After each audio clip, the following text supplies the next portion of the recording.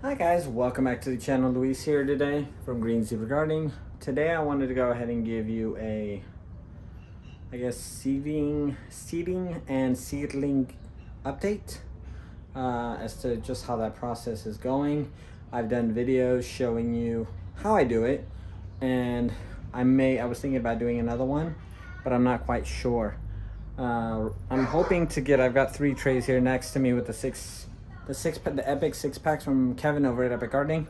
I was hoping to do maybe some herbs. I've got a lot of different basil seed packets for different varieties. I was gonna go out and buy some more Soils Motion Forest by Fox Farm, but I remembered that I do have some cocoa coir bricks from Plant Organics. I believe that's what it is. I'll link that below. Where they sent me out 4 or 5. I've used them before. That's what I started seeding with, or started my whole gardening career starting seeds in, for peppers and eggplants and tomatoes, was cocoa coir. It's just bricks, hard as bricks.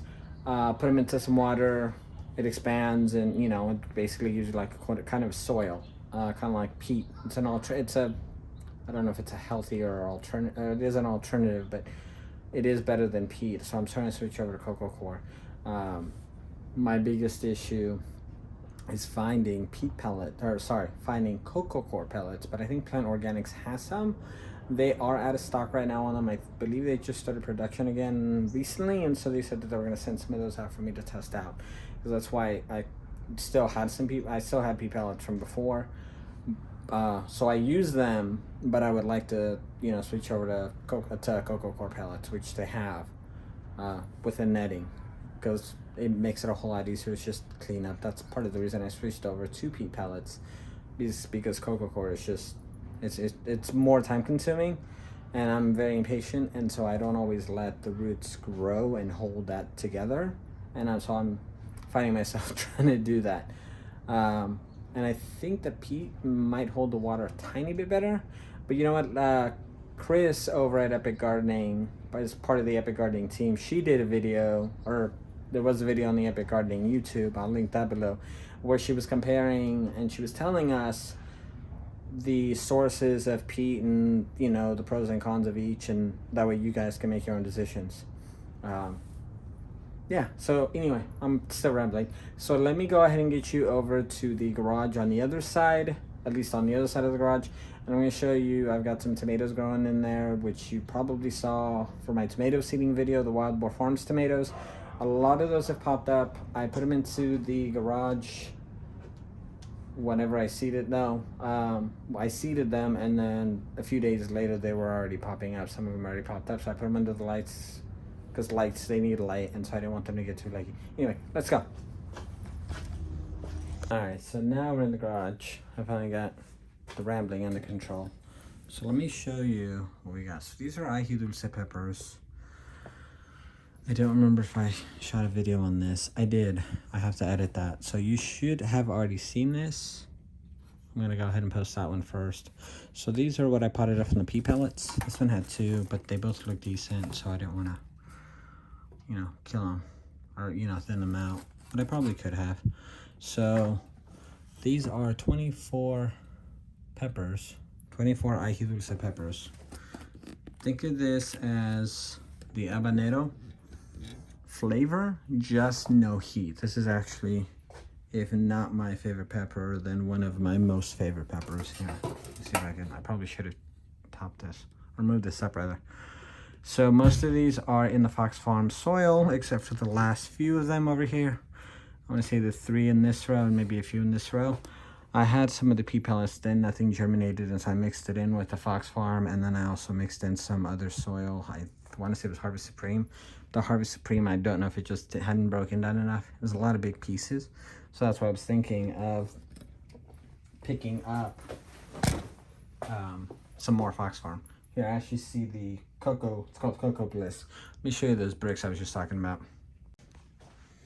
So I swear there were some in here. I went to go grab it. There's still a few over there, and of course the box just fell apart. But Plantonics, not Plant Organics, but Plantonics Premium Coconut Coir Pith. And so this came with a bunch of bricks in them, and you just go ahead and these in water.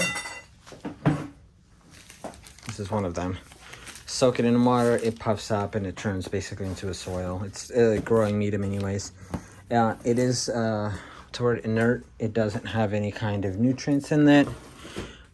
So you don't want to keep them in there that long because the seeds only have so much energy to basically break the soil surface once they get to the sun, or the light in this case, and then they will expand, they'll keep growing.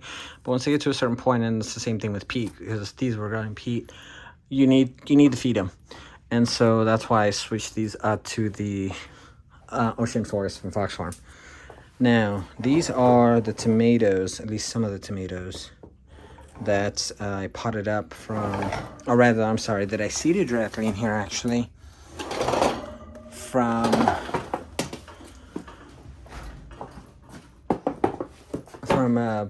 Wild Boar Farms.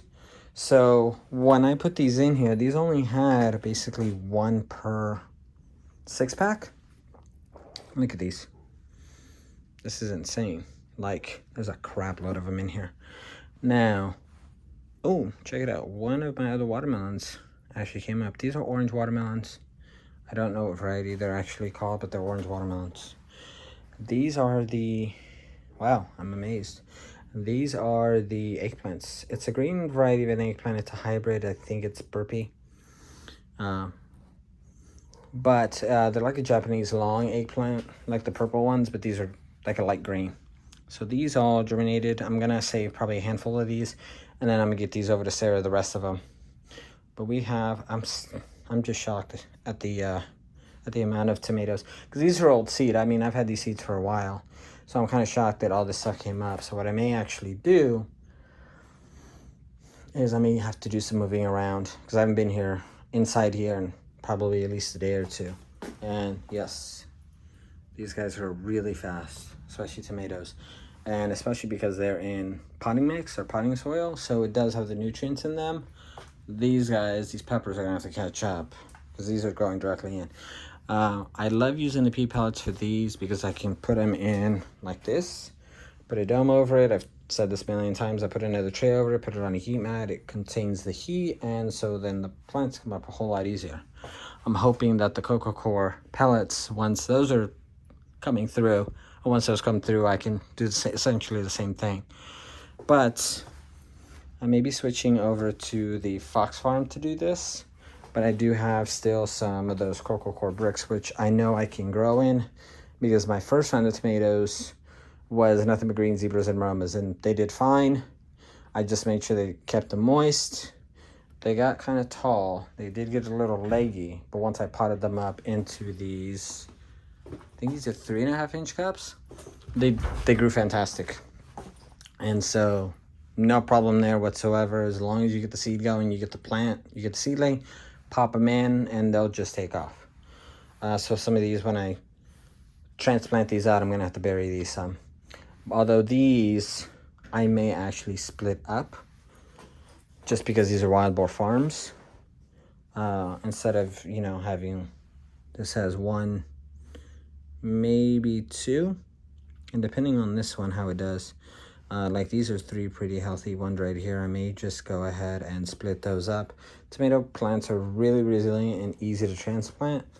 I've had them where I basically just hold the 2 leaves. Don't pull them out like this, but basically just, and then it has a long stem, drop it into the soil, just make a hole just big enough and drop it in. And they basically end up looking like this. See? And so these guys will actually be good. So they'll be fine. So I think that's pretty much it for now. I'm very excited for these, and now I know what I'm going to be doing this weekend. I'm going to be moving up the lights, possibly on this one. I got to figure out how I'm going to do this. I know I definitely need to pot these up, but I'm going to need the soil for it. If I was going to go ahead and pot these up, I want to do it in the Fox Farm. So those I got to wait till this weekend till I get to the store to pick them up. These I'm still going to do the same thing. If I was to start new seeds, I have the cocoa core to do it. So I may do that tomorrow. But I want to get these done and processed and everything before I start anything else new, because I'm thinking of doing, like I said, all those basils. And basil, it usually is pretty quick, and we're supposed to be having a heat wave this week, and so I don't want to be leaving stuff out. So whatever I pot up, I better have enough space on this rack, because I may not want to leave it out, because it's supposed to be into the high 80s, low 90s. But anyway, I think that's pretty much it. Again, go over to my, if you don't already know, go over to my Instagram account. I will link that below under my socials, and for Green Zebra Gardening. And I have more up to the, I wouldn't say up to the minute, but like daily updates. Not on everything, just whatever I get a chance to post, because I haven't been posting very much lately on there. Maybe only like 2 posts a day. But at least that way you guys know. And if you have any questions, just, you can always ask, DM me on there or comment on here. I am more liable to respond to you on IG, because I'm on there more. I do respond to comments here on YouTube. I do read them. I don't always have a chance to respond though. If anything, I at least give them a heart. But I am very excited about these tomatoes, so I'm going to take pictures of these and definitely post these over on Instagram. So I do have the space. I do have another rack available. No, this light is not on all the time. It's just on because I'm in here now. But I think that's it. Alright guys, so we're closing out another video in, I don't know what you call this, I guess just a garage slash grow room, grow rack, I don't know, in junk room. Although it's much cleaner now.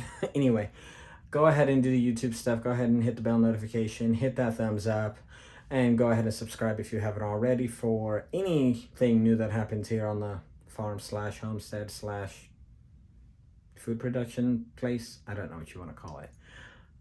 Again, all my socials are down below. All the links for all the products are down below.